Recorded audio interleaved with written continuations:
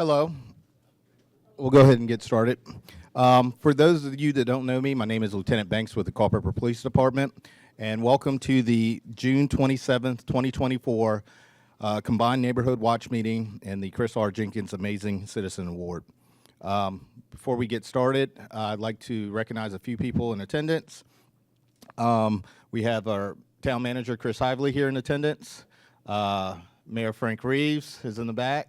Councilmember Pranis Ramikis is also here. And we have two of our past recipients of the Amazing Citizen Award.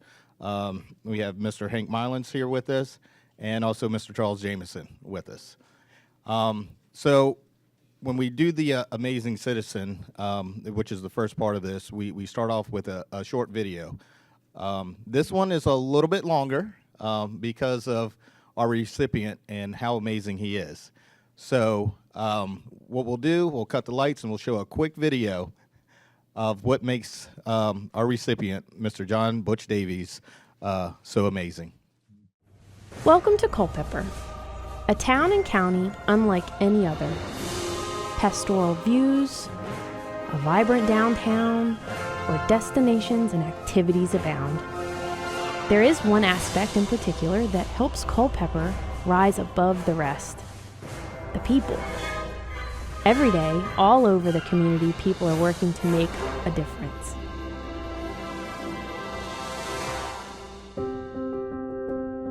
You need to contribute to the community so that you're giving more to the community than you're receiving from the community. And that's probably what makes a person an amazing citizen. Someone who is selfless in their giving of their time, talents, and efforts for the betterment of our community. They are always there. They always support. They ask the critical questions that help make Culpeepr Culpeepr. And most importantly, they love their community and they love the people who live there, regardless of who they are. And they're not doing it because they want recognition or anything like that. They're driven internally because they have a need to help and to make the world a better place. Well, in the context of Butch Davies, it means a lifetime devoted to service through his time in the legislature and practicing law and working over many years to make our community a much better place. Butch is just a strength of character that makes him amazing. And that strength of character is both intimidating and comforting at the same time. So it doesn't surprise me. Butch is considered by others, and not just me, to be amazing. His character and his nature, he's just a nice, intelligent, professional man, and I'm blessed. I'm blessed to be a friend of Butch Davies. There's no question about that. Butch just derives a lot of pleasure from helping people. And it's important to him to help people, and he sees it as a mission. So I think that's what makes him unique, is it's just more so than even most good people. Butch is prepared to sacrifice monetarily. He's prepared to devote his time. I tend to be selfish with my time. I think that doesn't make me too unique. There are times I regret, I should have made time for this. I don't think Butch has many regrets in that way. So his biggest strength among many is bringing people together for a common good. You know, one of the things that struck me about his service on our board, sometimes I would observe, we would be having a board meeting and there would be like a debate going on about a particular issue or something, and Butch would be pretty quiet and people were talking and having this back and forth, and I noticed this on more than one occasion. And then Butch would say something, he would just say something, and it would kind of incorporate everything that everyone had said, but he would kind of sum it up and then present a solution, and everybody was like, oh, yes, thank you. Yeah. And that's how he rolls. You can be a politician, you could be a a corporate leader, you could be a whatever, minister, but whatever. But if you don't really care, you got to put the time and the effort and the shoe leather, and you've got to go, you care about people. I mean, that's what makes it happen. And I think Butch has a big old heart. He's just a big-hearted guy. And if there's a good cause around, whether it's medical, educational, community, just to help people out, Butch is going to be there shoveling the coal right along with everybody else. He's a worker. Butch is a worker, which I think has to be part of the equation too. You can't get it sitting on your duff. Everyone knows the name Butch Davies. I think he is a very well-known member of our community, and rightfully so. He's done a lot of great work here, and we all are inspired and look up to him. Butch just represents that solid community citizen who loves his community, loves what he does, loves the people, and just works his butt off for him all the time.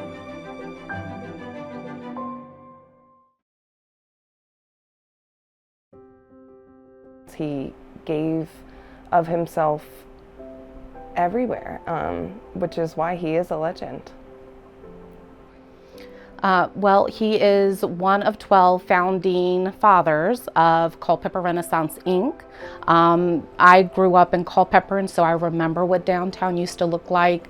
It wasn't necessarily a place that you would want to stay with your family or visit with your family, and now it is a point of interest for locals and visitors alike to come and enjoy downtown, the restaurants and shops, the events that we have. It is a central hub of activity, and it is all due to Butch Davies' initiatives. He worked very well with both Governors Allen and Gilmore to pass a lot of transformational legislation and working to ensure that our area, Culpeepr, and the rural counties that he represented, Madison, Orange, and Greene, always had a voice in the General Assembly. So bringing people together and doing what's right, focusing on the greater good, is what I remember most about him. Butch has this ability to be a gracious Southerner, while at the same time staring you in the eye and letting you know what's what. And in a way that you couldn't dispute it. Butch was the kind of guy that once I really got to know him, and then knowing him as a Culpeepr resident, you could see he transcended the party line, so to speak. And people just, he was professional, he was well liked, he was community oriented, he was church oriented. I mean, Butch was just a solid, good community person. But I learned in a small town that if you don't work to create opportunities, those opportunities may not exist. And Butch taught that to me more than anyone, and he taught it to me at an early age in my professional life. And Butch has just exemplified that throughout his time here in Culpeepr, not only as a citizen doing public service for the greater good, but with a really particular focus on Culpeepr and the citizens of Culpeepr.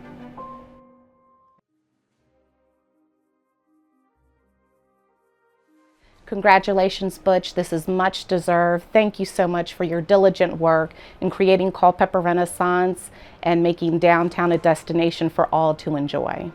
Thank you for a lifetime of service to others.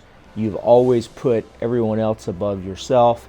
Thank you very much for taking a chance on a 23-year-old kid in 1995 to hire him as your legislative aide.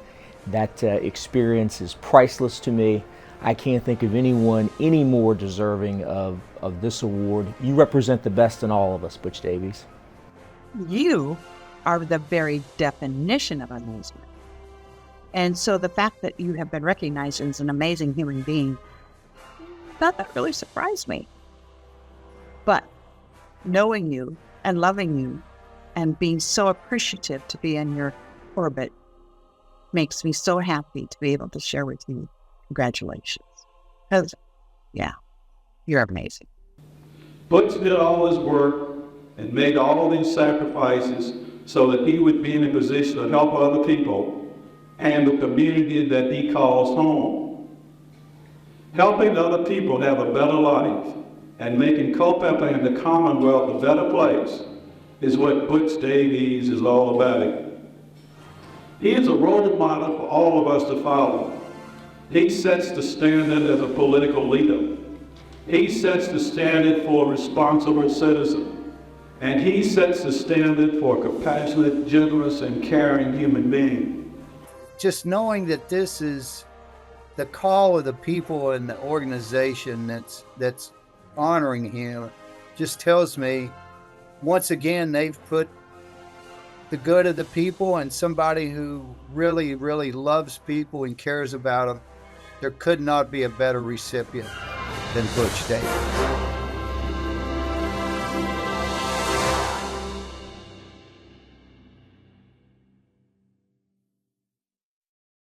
But it's not just bricks and mortar that make a difference in a community, it's the people.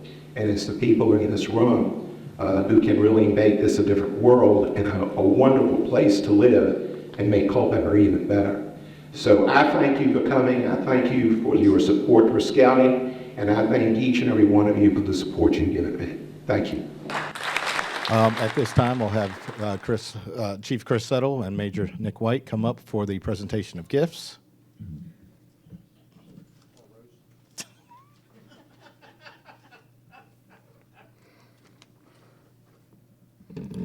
We won't do that to you. It's extremely my honor. But you can sit down for a little bit. I know you're excited and anxious, but you're gonna get a few words out of me first.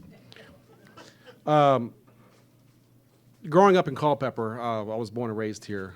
For those that don't know, and as growing up here as a kid, you always heard about certain folklore or certain legends, or you thought there maybe myths. Gosh, Charles Jameson was one of them, and you hear about all these names, and you really didn't know who they were, or what they're about, or what they really did. And obviously, Butch Davies was one of those people that you always heard about. And man, who is this like mythical running around us?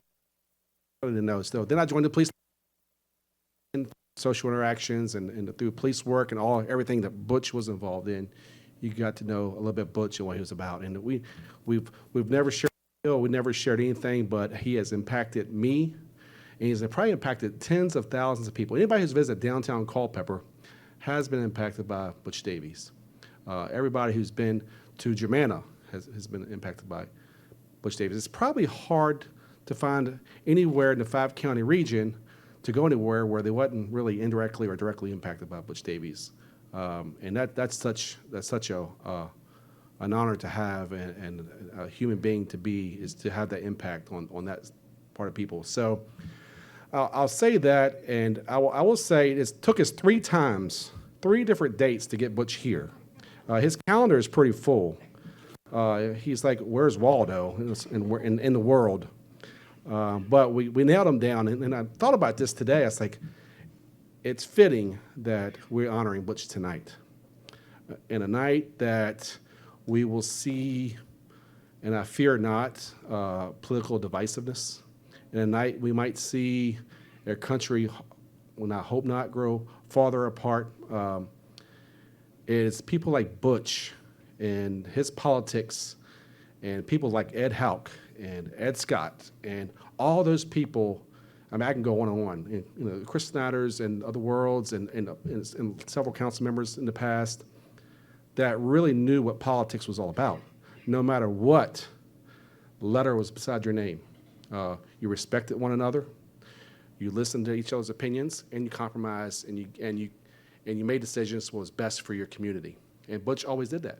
And you would go to a restaurant, and you would see, the Butch Davies and the Ed Scotts and the Ed Houcks and D's and R's and I's, and everybody sat at the same table, eating lunch and sharing a meal and laughing, which is unheard of in today's world, it seems to be. So those 3 times we tried to get Butch here, and we couldn't get him here because of his travels, it's really fitting that he's here tonight. And I thought about that today, and I couldn't think of a better night to show Culpeper and show our TV media and show the people in this room what being a leader and being a political leader is all about. and you exemplify that, sir. So, having said that, now we will call Butch up, and I do have a couple guest speakers. We're going to speak in person tonight, so come on up here beside the major. Right? First of all, representing Senator Bryce Reeves, former. Let's say. I wouldn't give him the microphone. That's funny, Butch. Can you hear me? So that video was pretty insightful about Butch and his character and his demeanor and his way of doing things. I moved to Culpeper in 1998, and shortly thereafter I met Butch at a chamber dinner, I think at the annual chamber banquet. I think it was during your last term in the General Assembly, but for some reason, Butch took an interest in me. I don't know why. Now I've come to realize that he takes an interest in everybody, so I'm not special. I'm just a person with a pulse, right? But he instilled so many things in me about, cooperation and collaboration and working across party lines. Butch is the definition of the Virginia way. He is still revered all across the Commonwealth. Many of you probably don't know, I also work for Congress, as well as the General Assembly of the Senate. And when I get into a tense conversation with somebody from the other party, I will say, but Butch Davies is my mentor, right? And it's amazing the effect. I do that. I name drop.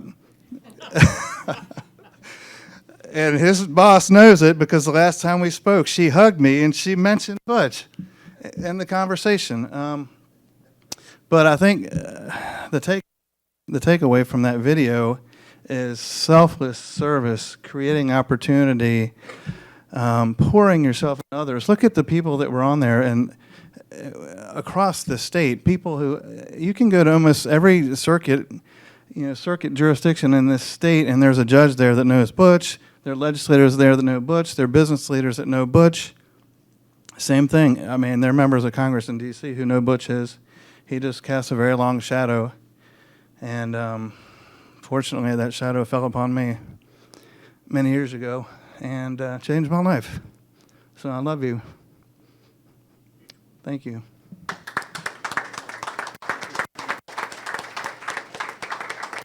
By the way, I was supposed to be speaking for Senator Reeves, but the words just came out about Butch's impact on me, but the senator feels the same way about Butch. Has the highest regard for you, tries to model himself after you in the way he conducts himself in the legislature as far as the Virginia way, working with others, not being political when it comes to policy. So I'll pay you back tomorrow when I buy you lunch. all right, we are having. Next up to say a few words is Mark Reborden, representative of Congresswoman Abigail Spanberger's office. Come on up.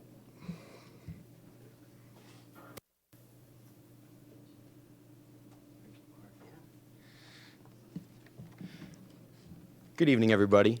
My name is Mark Reborden here from Congresswoman Spanberger's office. I'm going to adjust this a little bit, Chris, no offense, but I'm a little bit taller. I'm here to hand deliver a letter from the Congresswoman, and I'm going to refrain from reading the very kind and very personal handwritten note at the bottom. But the letter reads, Dear Butch, as the U.S. Representative for Virginia's 7th Congressional District, I'm delighted to offer you my congratulations on receiving Culpeper Police Department's Chris R. Jenkins Amazing Citizen Award. The Amazing Citizen Award recognizes individuals in the community who go above and beyond to make Culpeper a better place, and that's what you have. I'm honored to recognize you for your service to this great community. You've dedicated your time and energy to serving Culpeper and your country with passion, from your service in the Army to your dedicated service to your community in the House of Delegates and your impressive legal career. Your commitment to the betterment of this community and country is clear and worthy of this distinguished recognition. Your investment in Culpeper and the Virginians who call the town home, as well as the selfless nature of your work, should serve as a shining example to us all. It's my pleasure to congratulate you on this well-deserved recognition. Thank you again for your dedication to your neighbors and to the community. Your acts of kindness and selflessness are inspiring, and the Culpeper community thanks you. I'm pleased to join the police department, your family, and your friends in celebrating, and I look forward to your future accomplishments.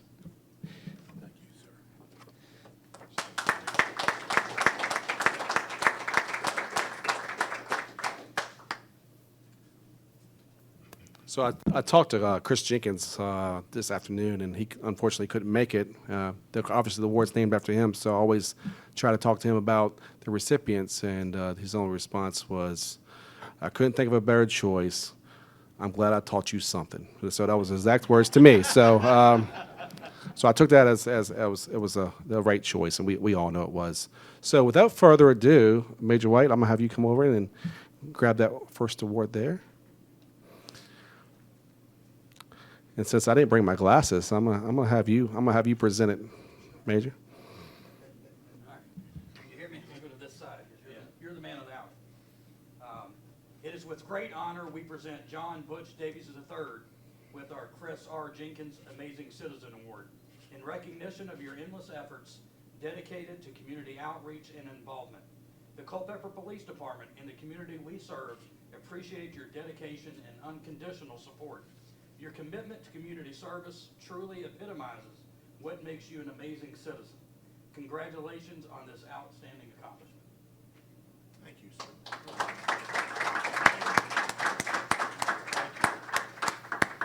And then I'm gonna have Mr. White, will go over there, and there's some other awards and gifts, mainly for Marty, of course, but some awards there. I think we got some flowers from the garden spot.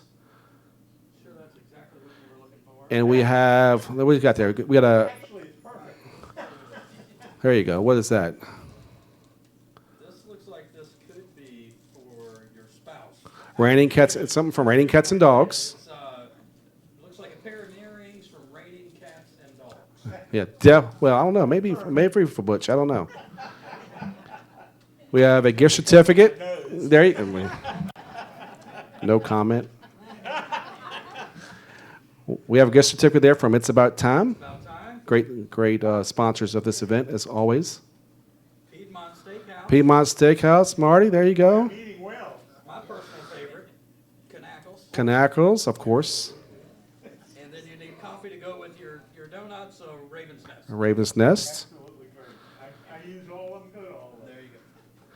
And then I'm not sure what's in here, but it is a gift. From the Green Roost, longtime supporter. And then we have an arrangement of flowers there for Marty. And then we have on the bottom there from the garden spot, right, Tony? Garden spot, yep. 2 pumpkins there, because we know fall's coming. It doesn't seem like fall's coming, but 2 pumpkins. They're rather heavy, so Nick didn't want to lift them, throw us back. It's got a big golf game tomorrow. So we'll help you load those up too. So I like that. It gets you ready for Halloween. Get us ready for Halloween. But we do thank you, Butch, for everything that you have done for Culpeper, for Madison, Orange, and Green. And I know I share the sentiment of those counties as well, and what you have done and what you have exemplified. And hopefully our leaders, including myself, follow your example. And we do it the Butch way. And you truly love Culpeper, you truly love Virginia, and you truly love your country. So thank you. Mike, it's all yours.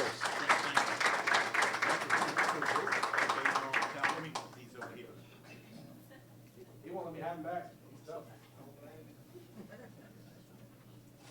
You get to carry the flowers.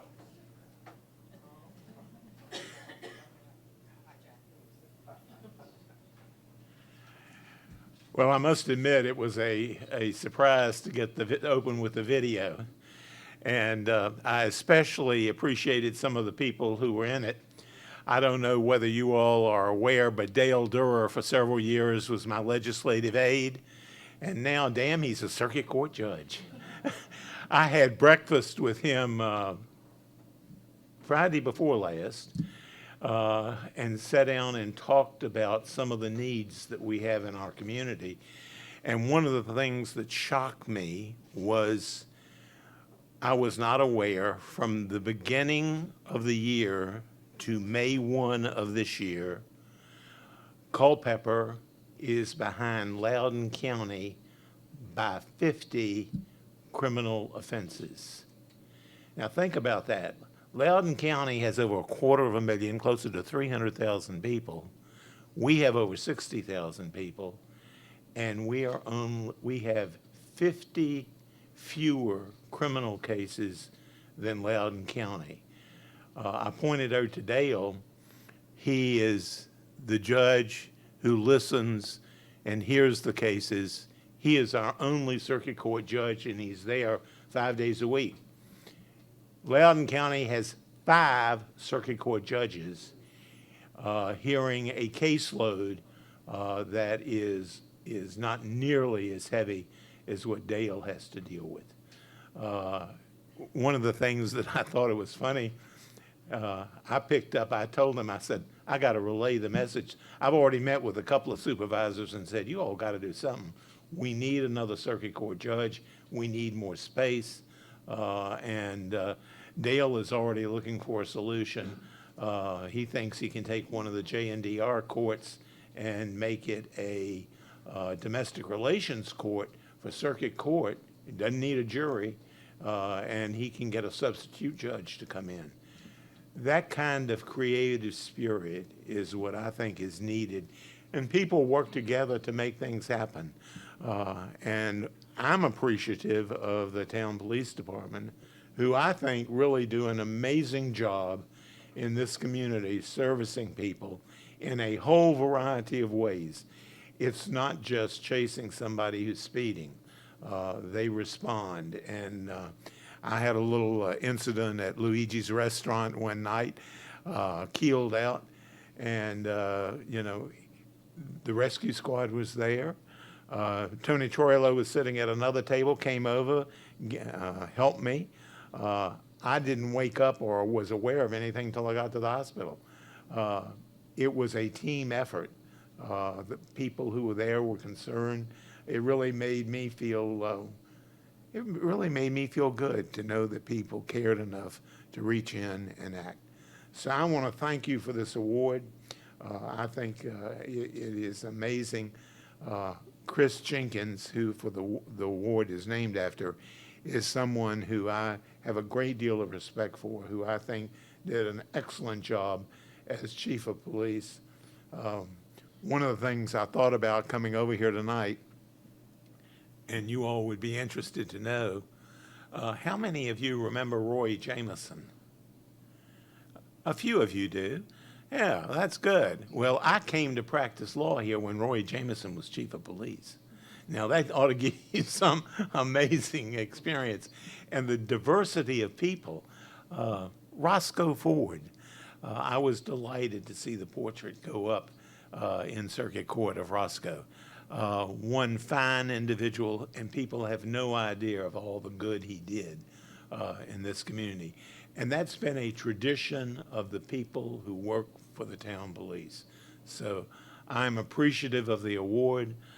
It comes from people that I highly respect and highly regard, and I thank you.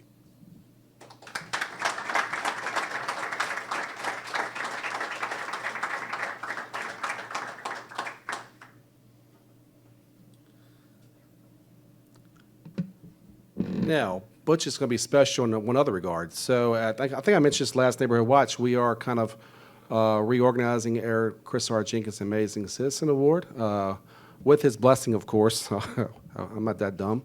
But we are going to do it annually. So I think it will be a more special event.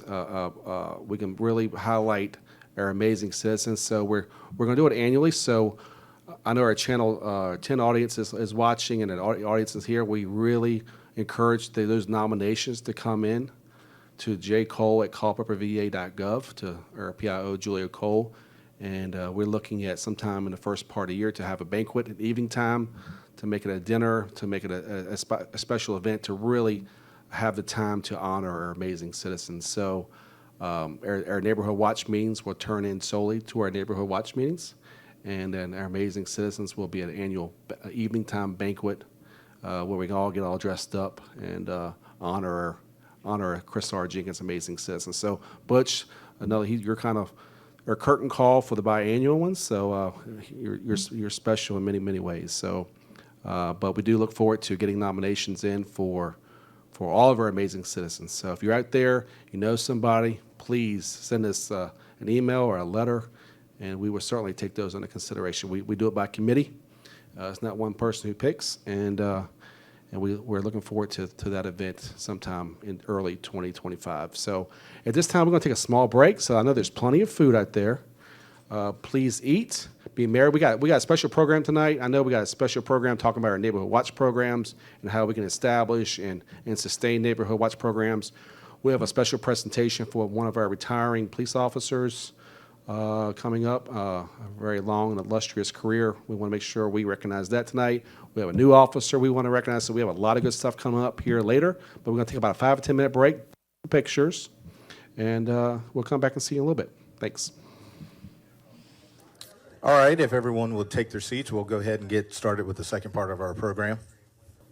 At this time, I would ask Major Rick to come up and for the introduction of new officer.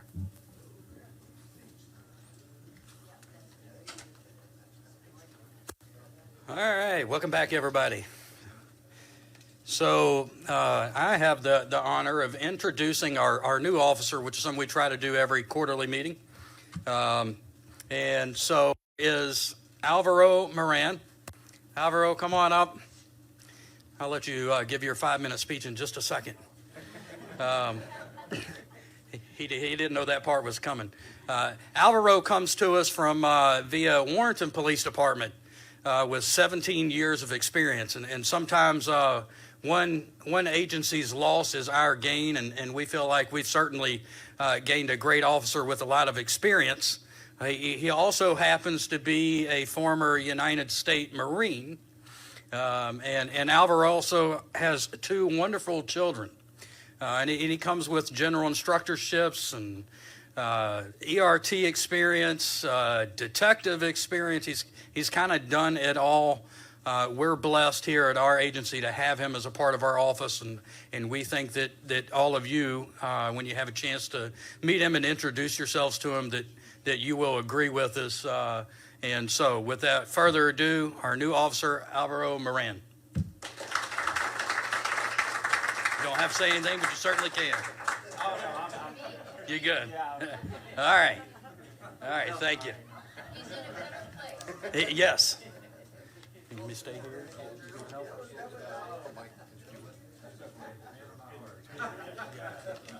All right. And now we go from having one legend earlier to another legend. Me personally, I guess I've known Mike for a little over 20 years. Mike, so you can come on up. We're not going to hold with who you are, but Mike has finally decided to hang up his boots, so to speak. When Mike started 83 years ago, he was one of the first mounted units in Culpeepr Police Department, riding his horse, and he's retiring, being one of the first and probably most known motor unit at the Culpeepr Police Department. And so Mike had a little retirement party on Monday, and Mike, I apologize for missing it. I just happened to be out of town, so I get the distinct honor of recognizing you here. And I'm not going to try to recite everything that you've done in your career. I can't imagine working as long as you have in this job, and I don't know that I will. And, you know, in our line of work, to last as long as Mike has, and to do the things that Mike has done here at the Culpeepr Police Department, from being on the motor and being part of the community policing division.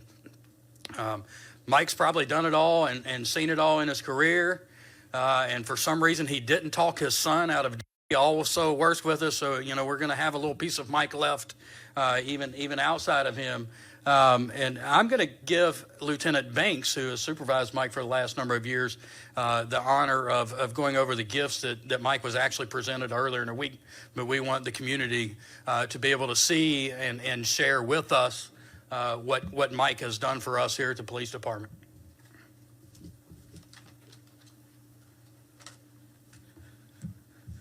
Hello again. So yeah, let me see. What was it? 8 years, 7, 8 years. I've got to supervise Mike. Yeah, it's pretty much. The one thing I won't tell a lot of stories, but the one thing I will miss about Mike, or as he's referred to as Motor Mike, because everybody in the community knows him, are his stories, I guess. One of the programs that we do here at the police department is called Hidden in Plain Sight. And we go around to different community groups, either here in Culpeper, outside of Culpeper, pretty much all over the state, talking about trends of adolescents and things that they could hide in plain sight. So it's more of a preventive program. But it's always interesting when we go to these different places and Mike, being Mike, will tell some outlandish stories sometime, at which, I mean, he sells it really good. So we're not quite sure if he did or did not wrestle Ric Flair. I mean, he says he did, and some people believe him, and I'm like, I don't know. Or that you played for the Eagles too, right? Philadelphia Eagles. 2 weeks. Philadelphia Flyers, emergency goalie. About a half hour. Half hour. Anything else? No, that was it. Oh, okay. So that's the one of the things that I'm going to miss most about Mike is his stories. But as the major said, on Monday we had a small retirement party here for him, and in front of you there is a helmet that everyone at the office signed. So this was Mike's motor helmet that he wore every day while he was riding. So we couldn't give him the motor to take home with him. He did try, but we did give him the helmet. So everyone signed it for him. In addition to that, he got a plaque. And Mike, if you would hand it to me, I can read it. I can't read it from here. Thank you. So it says, CPD Police Master Police Officer, Michael Eugene Grant, with great honor and recognition for your 16 years of loyal and dedicated service to the Culpeper Police Department and the citizens of the town of Culpeper. We wish you the best in your retirement. April 28th, 2008 to June.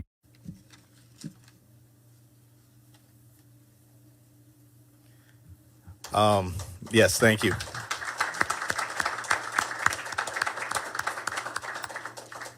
So now I will turn it over to Mike for his short speech. She said I had a half hour. Short speech.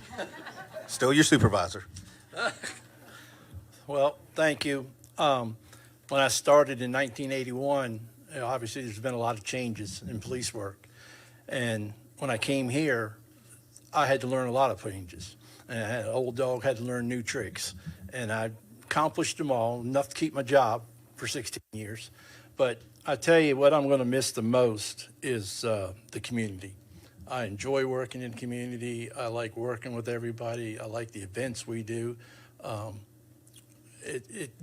It's a feeling, a good feeling. You can come to work and the community is behind you. They work with you. We have something that goes wrong, the community steps right up. If we have events going on and need things, the community steps right up. They're calling us to come to events, and we usually make them all. I'm gonna miss that, and of course the officers. I'll miss the officers. We're a family here. When something happens, we all get together, whether you need, porch fixed, or you're sick and need the yard cut, or, you're sick like I've been lately. They do dinners for you. So you don't find that in a lot of departments. And that's what I'm going to miss. So again, thank you folks for all your support over these years. And I'll be around, but won't be on my motor. So thank you very much.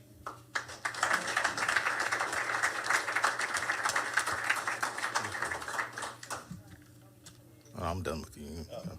But don't go far. Don't go far. We're going to move some stuff. At this time, introduction of our guest speakers. We have two in-house speakers tonight. We have Sergeant Tony Caruso, who will be talking about what makes a successful neighborhood watch program, and also some summer safety tips. And we also have Master Police Officer Detective Matt Hayes. We'll be doing some crime updates and scam information. So give us 1 second.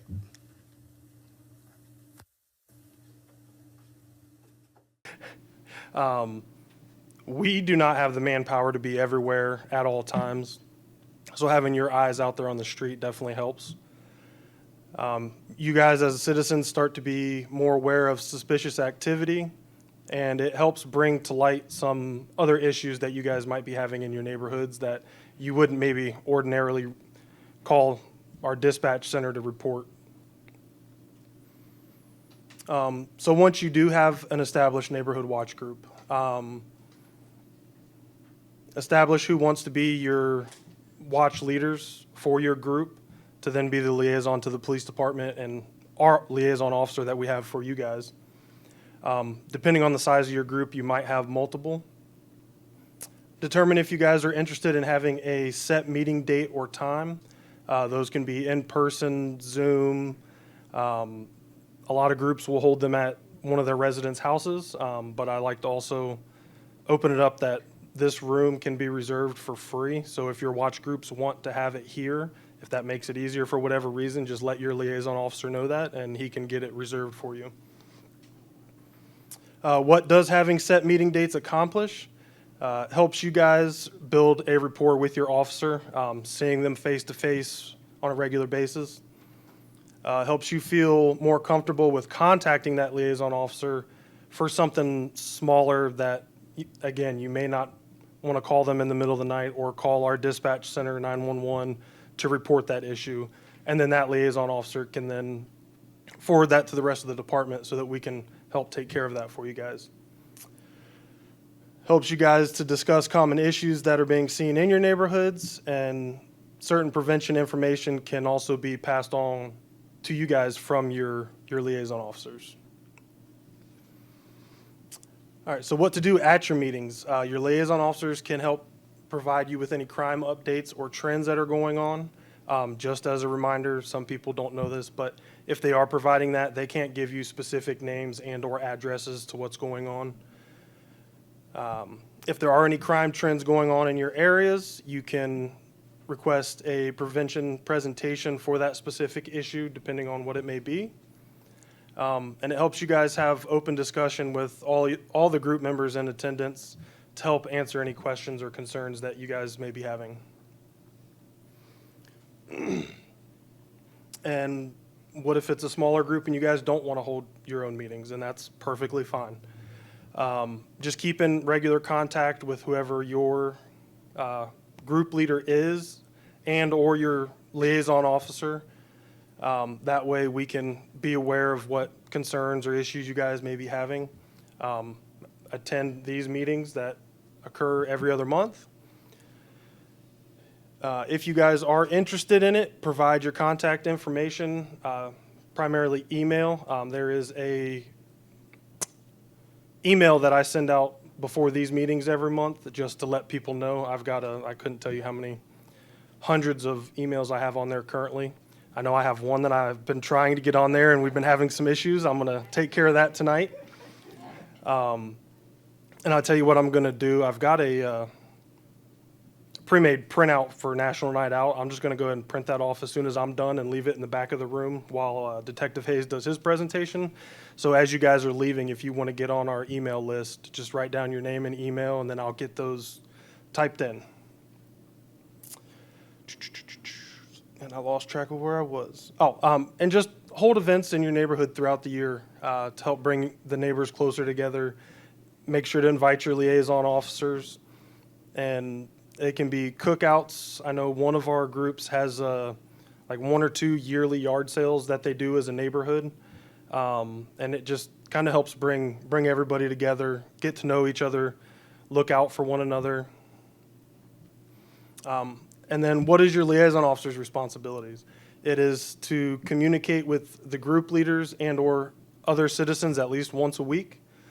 document any issues that are being reported to them on their neighborhood watch form that they turn into myself every month, and determine a proper course of action to remedy those issues, whether it's, I know during the summertime we have a lot of kids out at night, and whether that's setting up additional extra patrols in certain areas of your neighborhood for the whole department to conduct, as well as sometimes it's something small enough that they can just handle themselves. Document any crime trends that are being reported, and document what they have done to mitigate those issues that are being seen or reported. Sometimes, like I said, it's something that they can handle themselves. Other times, it's something that they'll put on their form, send me an email, and then I'll present it up the chain, and we might have to get a few other people involved to kind of fix whatever issues may be going on.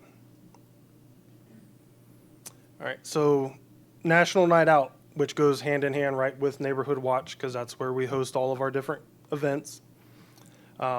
There's a lot on here. I'm not going to read it all. But what is it? National Night Out is an annual community building campaign that promotes strong police community partnerships and neighborhood camaraderie. And that's the prime goal of it, is to help build that relationship with the police department, along with the fire departments and rescue squads and everybody else that come out with us. It occurs on the first Tuesday in August. This year will be the 41st annual National Night Out. Nationally last year, there were over 38 million neighbors and 17,000 communities from the 50 states, territories, and Canadian cities, as well as military bases around the world. And our Culpeper neighborhoods have hosted a variety of events: block parties, cookouts, static displays. Some have done ice cream socials and so on. So how to make your event successful? The biggest thing is to start planning early. Don't wait until the last minute. A lot of the resources that usually come to me for requests, like the firefighters and rescue squads and any demonstrations that our police department puts on, whether it's the drones or K9 or anything like that, those all come through me, and I actually coordinate all that. I'm the coordinator for all of Neighborhood Watch. Get those to your liaison officer as early as possible if that's something that you want. When it comes to those other first responders, outside agencies from ourselves, please do not contact them yourself. I've had some times in the past where I've been in contact with one person of, let's just say, a fire department, and someone in the neighborhood knows another person, and then they've kind of double committed, and then last minute I'm trying to shuffle things around just to make sure all of our neighborhoods get what they want, because that's our main goal. So resources for your groups to contact directly would be anything else: food vendors, children's activities, whether it be blow-ups, bounce houses, face painting. I know one year, I think one group had a petting zoo come out with llamas. Anything like that would be something that you guys, and or in conjunction with your liaison officer, would contact those. All right. I know it was fast and quick. Any questions for National Night Out or Neighborhood Watch? How do you find out who your liaison officer is, or you said something about you can request it, or how do you find that out? I can get that for you. What is, I feel like I should know that. They changed. Did you guys change? Jason was ours, but I'm not sure he's staying that could be heard otherwise. I will have to double check my list. See, we've got a lot of new officers, so we've had a lot of new assignments here recently. I'm thinking maybe Joel Davis might be your new liaison. But I will, when I go to get that sign-up sheet for the emails, I'll grab my list, and that way I can answer that and anybody else's for that matter. Any other questions? Mm-hmm. Okay.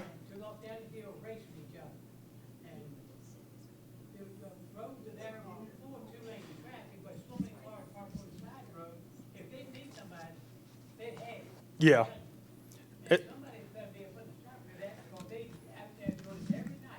Okay. What street is it occurring on mostly? Hayden.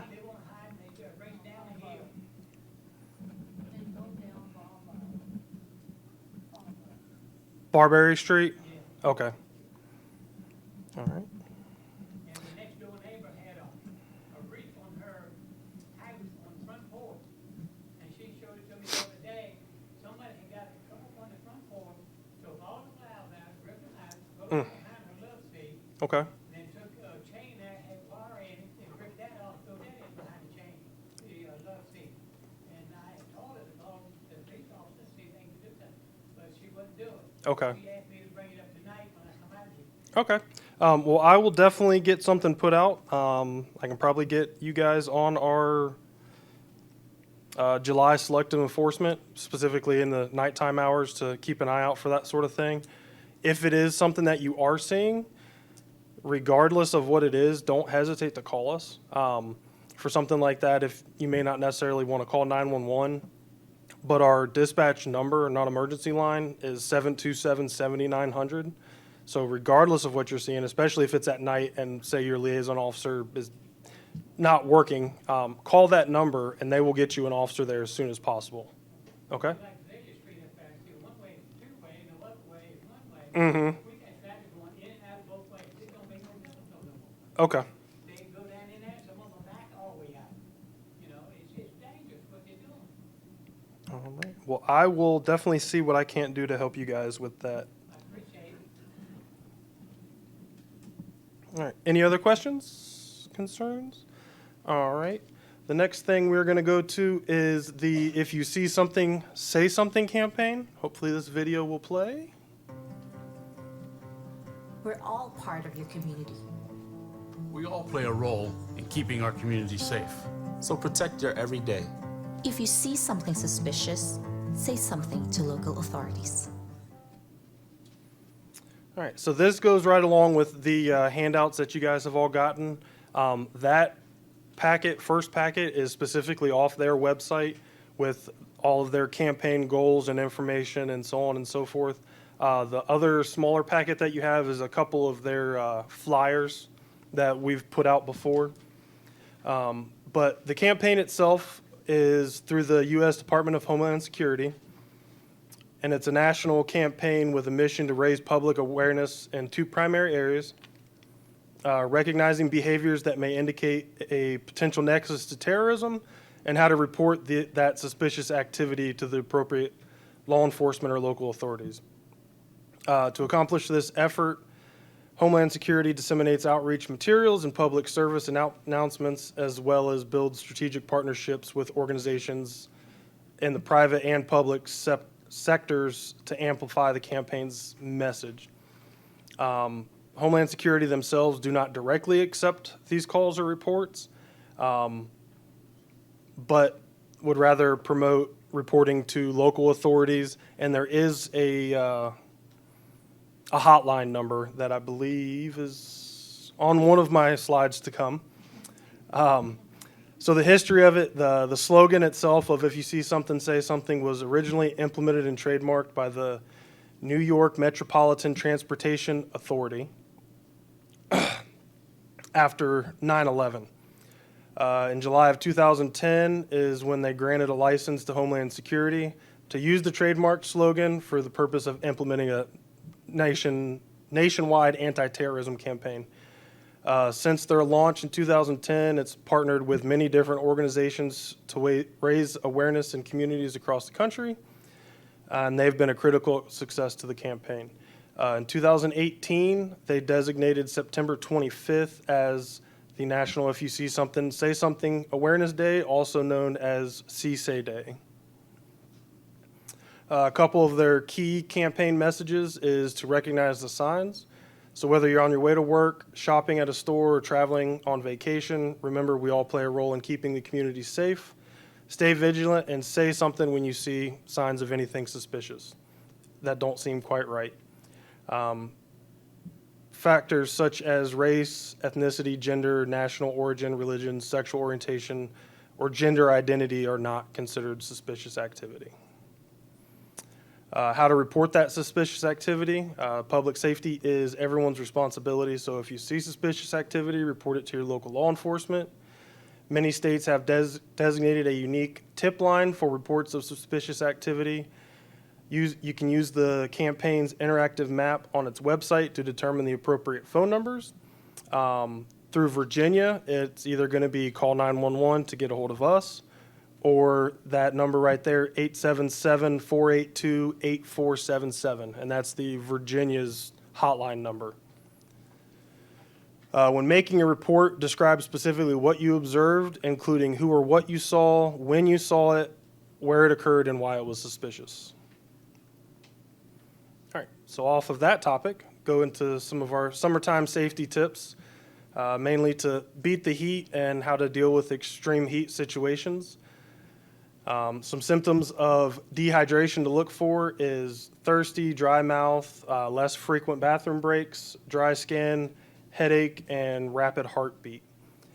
How to avoid those is to stay hydrated with water, avoid the sugary beverages, stay cool in your air-conditioned areas, and wear lightweight, light-colored, loose-fitting clothing. Take breaks as often as possible in the shade. Down here on the bottom, just a little spot. During extreme heat, the temperature in your car could be deadly. So if it's 80 degrees outside, after 20 minutes, your car has gotten up to 109 degrees. After 40, it's up to 118. And after an hour, it's going to be 123 degrees inside of your car. And that's only 80 degrees outside. So practice heat safety wherever you are. All of the heat-related deaths and injuries are usually preventable. Protect yourself and others from the impacts of heat waves. At job sites, stay hydrated, take breaks as often as possible. Indoors, check up on the elderly, sick, and those without AC. Vehicles, never leave your kids or pets unattended. Look before you lock. Outdoors, limit your strenuous activities, find shade, and stay hydrated. Some pet safety, again, never leave your pets in a parked car. Watch the humidity. Limit exercise on hot days, provide ample shade and water, don't rely on a fan, and watch out for hot pavement with the pets. I believe this is going to be my last slide to bore you guys with, but a big thing that I know we always deal with during the summertime is break-ins into vehicles. And I know my time in investigations, Hayes could probably speak better to this, but 90 to 95% of those sprees we have, the cars are always left unlocked. They're not going through and breaking windows to gain access. They're going along. I know I've had video in some of the cases I've worked where you can see them going down the street grabbing door handles. And if it's locked, they're walking right past it. If it's unlocked, they hop right in and they start rifling through everything. So the 9 p.m. routine campaign is just to promote that every night at 9 p.m., make sure all your car doors are locked, all your valuables are out of your vehicles, and then all of your exterior doors of your houses are locked. Because I know we've had some instances where people have accidentally left their garage doors open and had all sorts of things taken from there. All right. Any other questions on any of that? All right. Well, thank you guys for listening to me. I believe Detective Hayes will be up next, and I will get that sign-up list and our liaison list for you guys.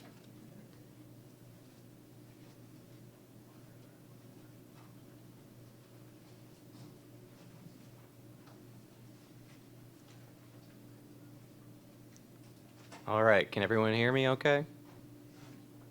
Good? Echo? Lower? Okay. I'm about a foot shorter than Caruso, so. All right, for those of you who don't know me, I'm Detective Hayes. I work in the Criminal Investigations Division here at the Culpeepr Police Department as a general detective. I work all kinds of cases, but the ones that I'm here to talk to you about tonight specifically are financial crimes that involve technology. I'm going to show you some statistics in a moment, but they are certainly on the rise. If I don't cover something in this that you would love to talk about, feel free to ask a question at the end. My very experienced lieutenant is sitting in the back. I'm sure he would love to speak to you as well afterwards. That's Lieutenant Lonnie Myers. So just year over year since 2023, now in 2024, nationwide fraud losses are up 14%. This is just for consumers. This does not include businesses or corporations. According to the Federal Trade Commission, nationwide fraud in 2023 increased by 14% from 2022. That's to a total of approximately $10 billion in the United States alone. So that's not worldwide, that's just the United States. Nearly 4.6 billion of this was to investment fraud or scams. That's a 21% increase from 2022 to 2023. Consumers reported losing more money to cryptocurrency and bank transfers than any other form. 2.6 million reports were filed directly to the Federal Trade Commission in 2022. So that is direct reports by consumers. So not every report that's filed with the police is automatically filed with the FTC. So you can imagine that there's many, many, many more instances. Common forms of consumer fraud include high-yield investment schemes. I've had several of these this year, and we'll highlight what that looks like on the next slide. Unauthorized account access, computer repair scams, and fictitious rental listings or product sales. These are what I identified by looking through all of our reports that accounted for the most money lost. A high-yield investment scheme, there are numerous schemes that are located on social media or discussion boards, what some people call the deep web, if you will. They're often managed by bots. That's what it appears to be anyways.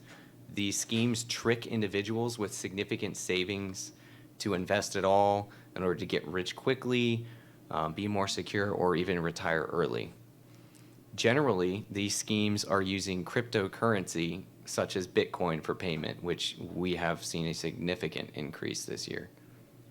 These schemes are essentially pseudo-anonymous, meaning that the criminal conducting the scheme is able to mask their identity through various methods with fake emails, a virtual private network, which basically makes it nearly impossible to track your internet usage where you actually are.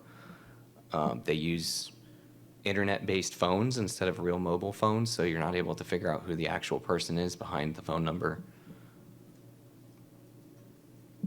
Computer repair scams.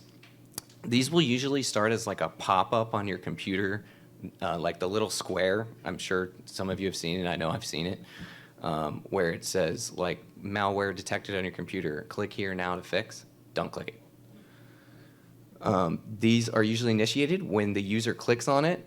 The scammer will contact them by message on the computer, email, they might even call you and induce fear into you that you're going to be arrested for either illegal conduct or that your computer is compromised and the only person that can fix it is them. They often impersonate legitimate software companies such as Microsoft or Macintosh. So a big red flag is if you have a PC, which is like a Dell, an HP, and the person says that they're from Macintosh. No, you have Windows.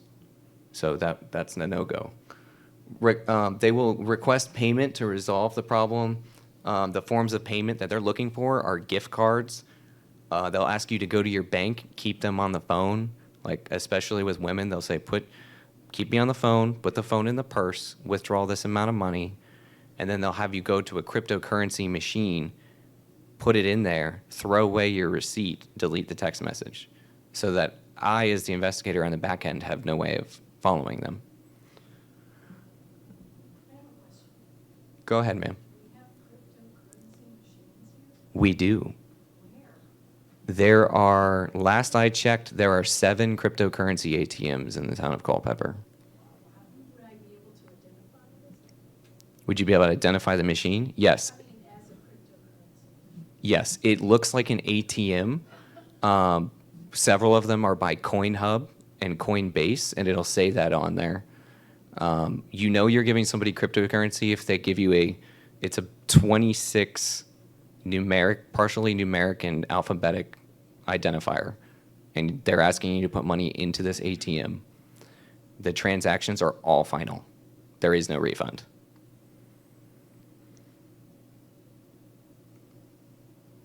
Unauthorized account access. This is very similar to the computer scam. The criminal will demand that the account owner turns over account access and recovery information to the account. So once they obtain access to your account by changing your username and password, you can't recover it because they also changed your recovery information to include the phone number, email. What they'll do with this is they'll order products. They may transfer money, or another kind of fraud. A common version of this is, I'll give an example of Verizon. They will take over your Verizon account and they will order 3, 4, 5 iPhones and mail them to a hotel and then pick it up. And you've lost access to your Verizon account and you'll have to go see them in person. Fictitious rental listing product sales. Our patrol officers take these reports all the time. Someone will come across a listing on Facebook Marketplace or some other social media platform and see an apartment or a house for rent for an unrealistic price, all right? They'll see a 3-bedroom, 2-bathroom house on, let's say, East Street for $650 a month. That's just not modern pricing. Well, they'll ask for a down payment or an application processing fee to go see the house, and they'll request that it be paid by PayPal, Venmo, Zelle, Cash App. We've actually received several reports from other citizens saying that their house has been listed for rent, but they own the house and they're not listing it for rent. So people are finding houses online on real estate websites and then making posts about the house saying it's for rent. So what can you guys do? There's all kinds of things you can do to protect your computer. I'm not going to get into that. You can get software protection, things like that. You can get identity fraud. I highly recommend that. There's a whole bunch of things you can do, but the easiest thing you can do is this phrase: stop, ask, and report. All right? Stop what you're doing. Don't allow anyone to pressure you or demand that you do anything. If you've never given someone money before, don't give them money unless you've met them or you can verify who they are. Ask someone else. If it seems too good to be true, it's probably too good to be true. And it doesn't hurt to ask a family member, a friend. You can call me. My phone number and email are on the next slide. I recommend you take it down. I'll happily talk to you about it. And report it. Report all frauds to the police. I will tell you that if you have any kind of financial loss, I worked in the banking industry for 4 years. You are required to file a police report by every single bank in the United States in order to file a fraud report with them. They are required by the United States Treasury to do that. So what are we doing at the Culpeepr Police Department? We recognize the personal impact that financial crimes have on individuals. They're not just, financially hurtful, that's obvious, but they're also very personal. We understand this, and we're going to continue to investigate all the frauds that are reported to us to the best of our ability. I can't promise you that we'll get your money back on each case. Sometimes we can, sometimes we can't. But we will investigate it to the fullest of our ability. Additionally, we're going to continue to spread the word about common frauds via our social media platforms, in-person presentations, and other ways. If you guys have a group that you belong to, whatever that looks like, myself and Detective Sisk, we've done it before. We have absolutely no problem coming out and spending time speaking with you all. I would much rather prevent fraud than take a report for it after the fact. My contact information, I didn't know I could do that. I don't know how to undo it, but. Oh, okay. All right, good. Magic. My phone number is at the bottom. That's my desk phone. If I don't answer, please leave a voicemail. Sometimes I'm just not there at the moment, but I will check it and I will call you back. You can also email me at mhayes, no E, Captain Terrell, at culpeprva.gov. Does anyone have any questions? Captain Terrell. Yes, could you speak to the importance of checking one's credit report for erroneous information and how often you should do that with the three major credit bureaus? Absolutely. So, getting onto the three major credit bureaus, when you believe that you're a victim of a fraud, one of the first things we recommend you do, in addition to contacting your financial institutions, credit card companies, is to check with the three major credit bureaus. There's a lot of ways to do that. There's some free ways. There's some that cost information. Personally, I personally have a ID theft protection program that runs it monthly. I'm not sure off the top of my head. I believe you can check it quarterly and it not impact your credit score. I'll double check on that information, but I highly recommend checking it several times a year just to make sure no one's opened an account, a loan, applied for any sort of credit in your name. Because sometimes when a scammer is speaking with you, they're not necessarily trying to get money out of you right now. They're trying to get your personal information so that they can later. And they will wait so that it's not obvious and caught right away. 2 questions in the back. There's also an option, which I personally have, to freeze your credit. Mm-hmm. That's a really good tool. I mean, because you don't need to, it's not like you need it every single day. You know, if you're going to purchase a car or buy, you do a big purchase somewhere, it's very easy to unfreeze. And then you can do it for a time frame so that you only open for that short time. So that's a really useful tool as well. Yes, absolutely. Yep, and we actually have packets from the Federal Trade Commission that walk you through how to essentially repair your life after you've been affected by a fraud, and it includes steps to include locking your credit, closing and reopening accounts, and all those sorts of things. Any other questions about any of this? Yes, sir. What are some reputable sources to check your credit report? You can do it through your financial institution. That is one route. Me previously working in banking, I would highly recommend that you do that. You can also go directly to one of the 3 major credit reporting companies.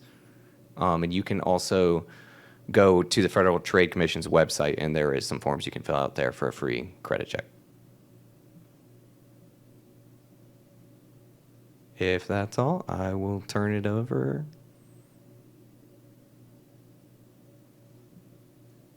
to Captain Terrell.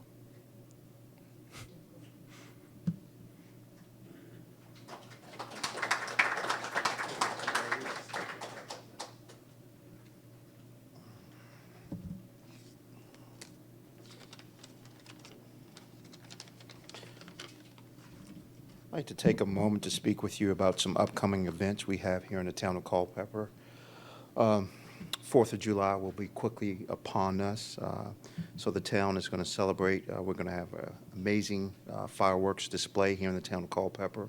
We fully expect families to be gathering down in our parks, also having games, live music, and having that festive and patriotic atmosphere. So we certainly want everyone to come, enjoy the festivities in the town, but first and foremost, be safe in when we do it.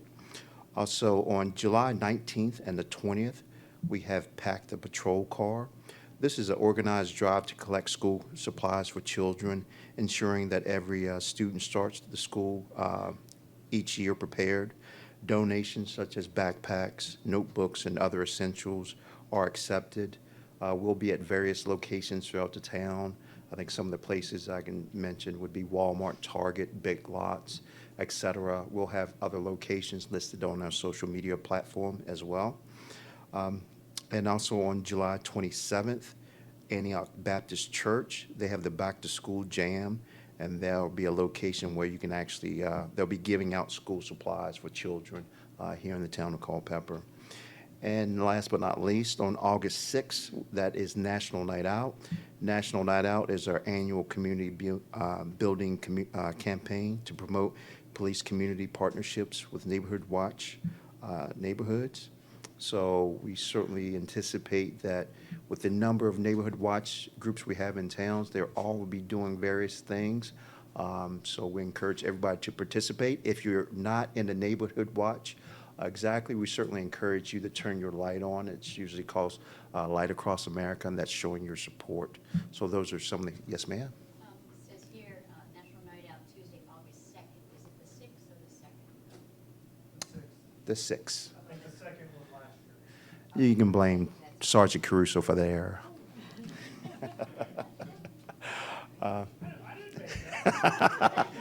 Or Lieutenant Banks, the supervisor.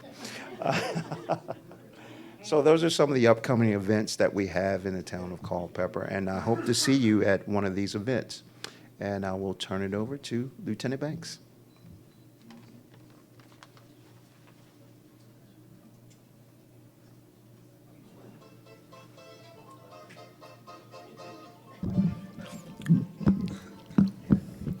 All right. Well, that concludes our meeting. Again, I'd like to thank everyone for being here in person, watching live on our Facebook page.